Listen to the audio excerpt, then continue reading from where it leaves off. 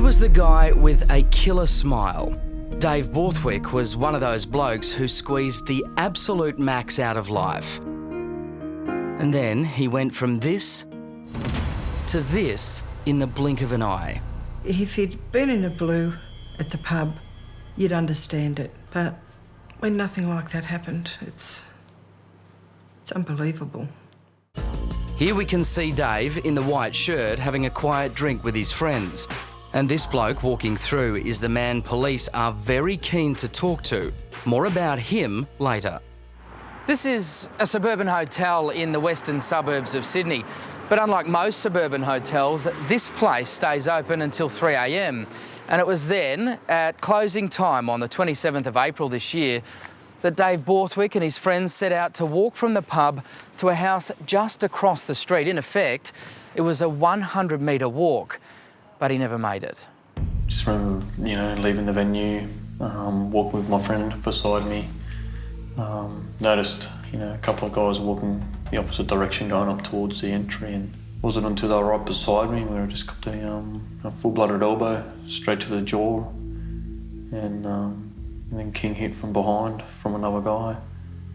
You remember the impact of being king hit from behind? Yeah, I remember the impact.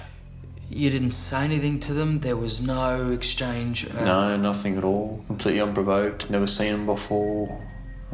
Never had any altercations. Detective Senior Constable Mark Scott Margette has been on the case since that night. All witnesses' accounts, both people who were friends with David and not, have all stated that this attack was unprovoked.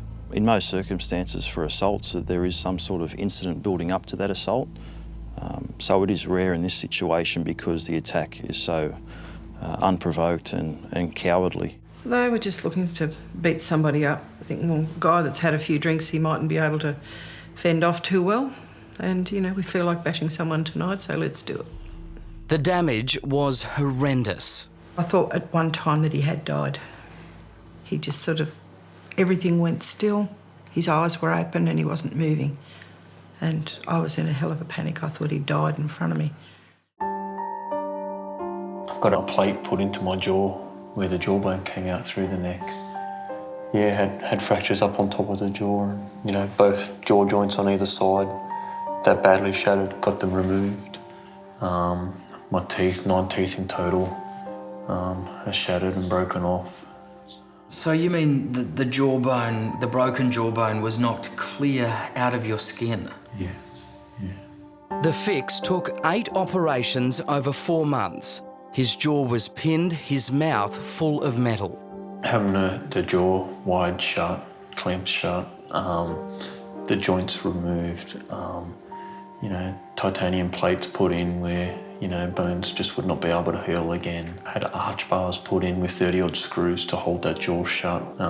Nearly 300 stitches internally inside. I've had my gum lines fused together and that to try and stop bleeding in certain areas. And then there were the months spent eating mush. It was purely liquid diet for 6 weeks.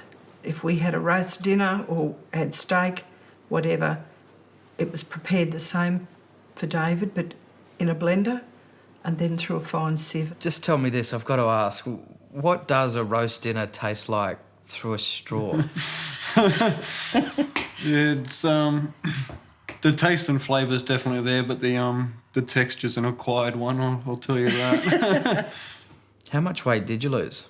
Lost 21 kilo in total. Fell down to 21 kilos I lost.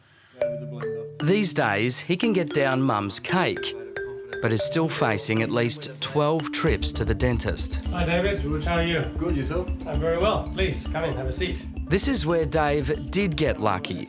When George Lee heard about Dave's plight, he offered to fix his teeth for nothing. Let's get started. Quite serious dental injuries. His front teeth were quite badly smashed up. One of them had the nerve damaged, and so we're going to have to do a root canal.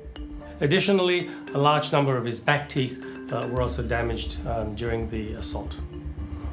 He's been wired up, so we've had to wait until all the wiring has been removed from his jaws before we could actually get to his teeth.